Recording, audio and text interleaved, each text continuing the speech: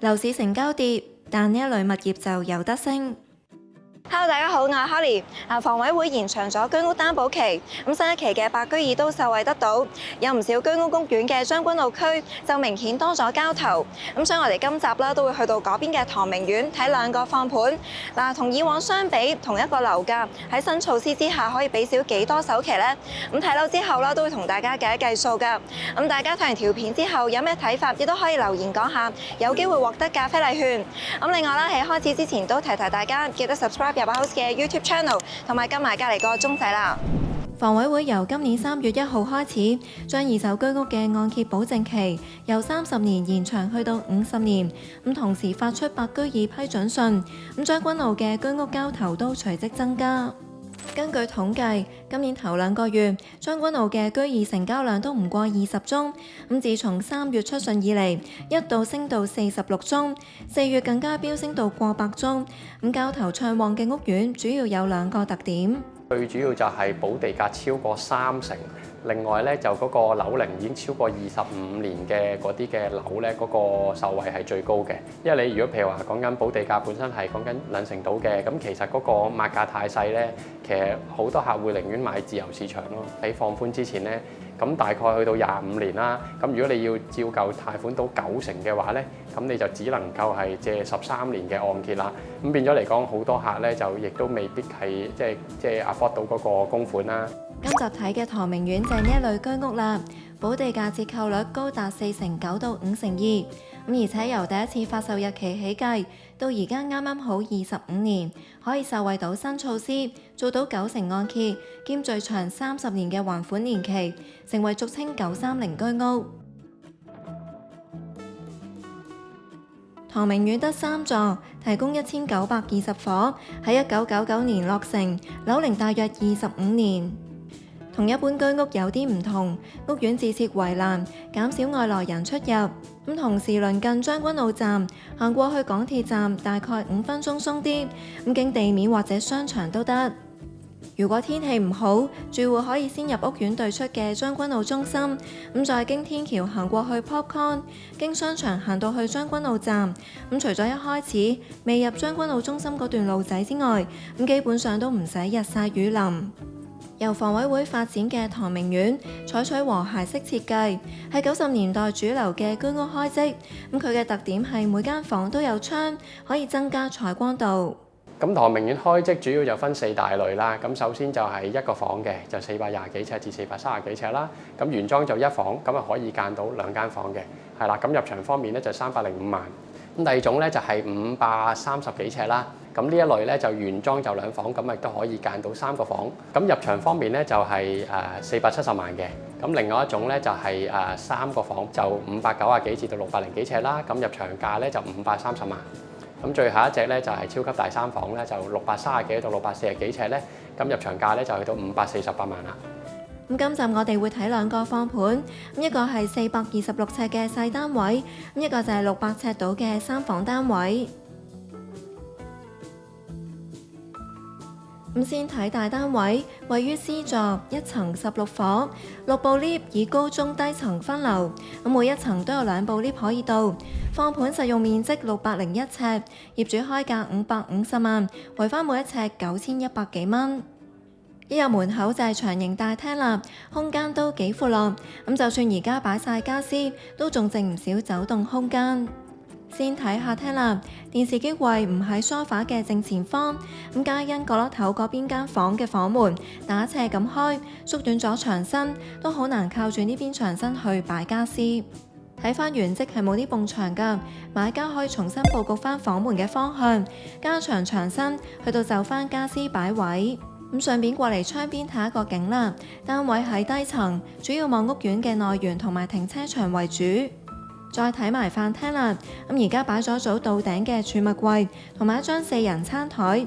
見到成間屋嘅裝修都用咗一段時間，買家好大機會要重新整過。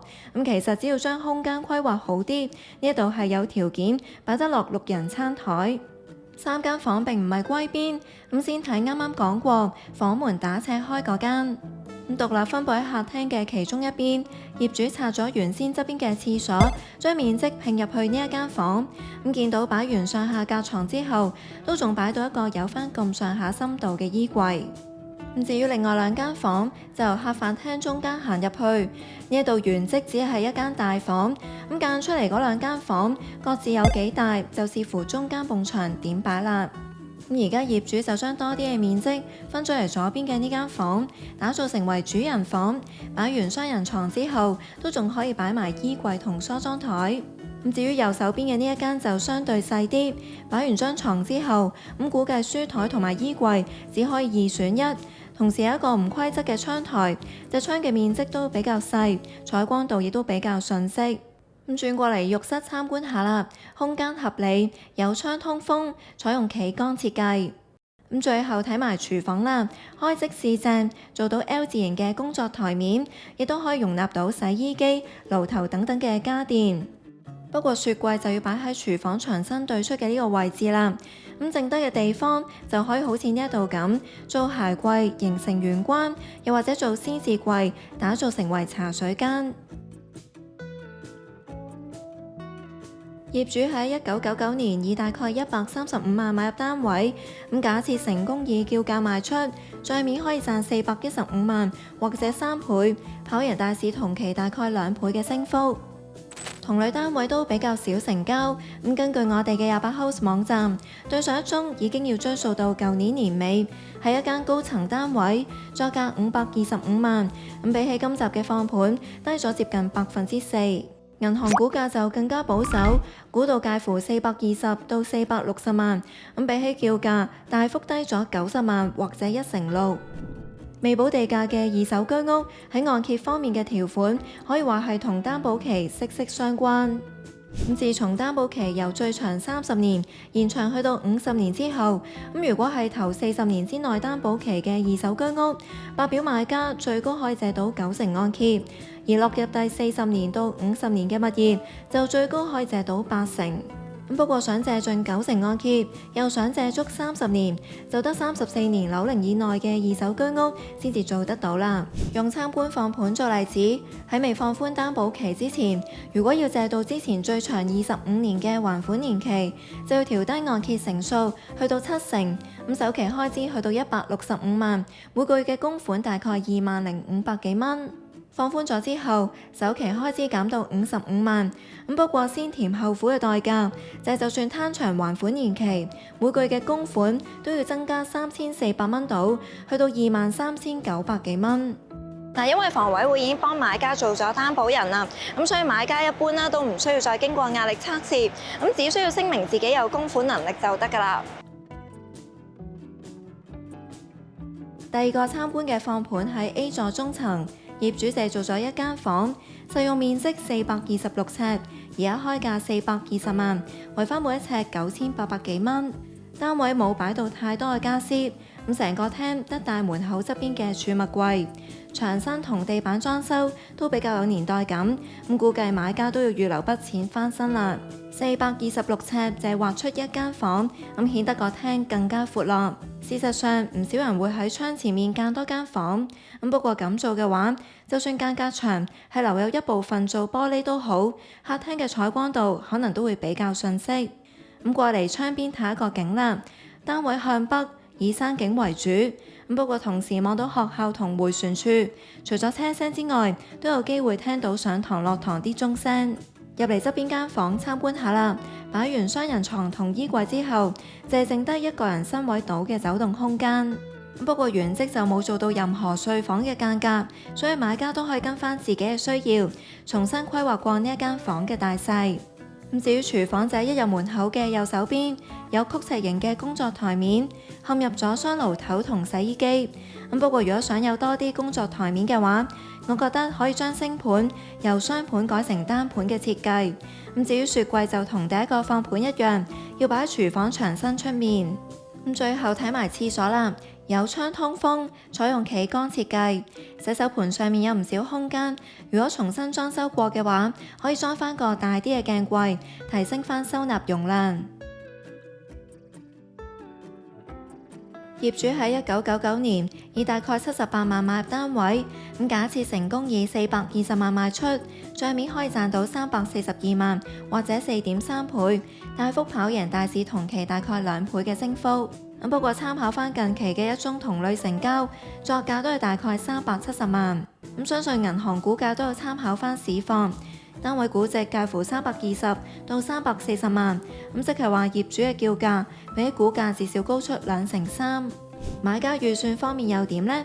假設以420萬買入單位，喺未放寬擔保期之前，首期開支去到126萬，放寬咗之後，首期大減去到42萬，而每個月嘅供款就由15700幾蚊增加去到18300幾蚊。除咗一開始講過嘅將軍澳站，喺唐明苑對出嘅唐賢街都有巴士站，有路線去九龍其他地區，好似旺角、九龍灣等等。如果係有揸車習慣嘅住戶，屋苑自設停車場，一共有252個車位，月租大概3625蚊。至於買嘢方面，最近嘅將軍澳中心佔地達到40萬尺，集合超過200間鋪頭，入邊有賣日用品嘅商店同埋各式食肆，而相連嘅 Popcorn 就有近150間鋪頭，同時有戲院，吃喝玩樂一應俱全。康樂設施方面，唐明苑自己有籃球場同埋兒童遊樂場等等，每實尺管理費唔過2蚊。白居二顧名思義啦，就係白表居屋第二市場。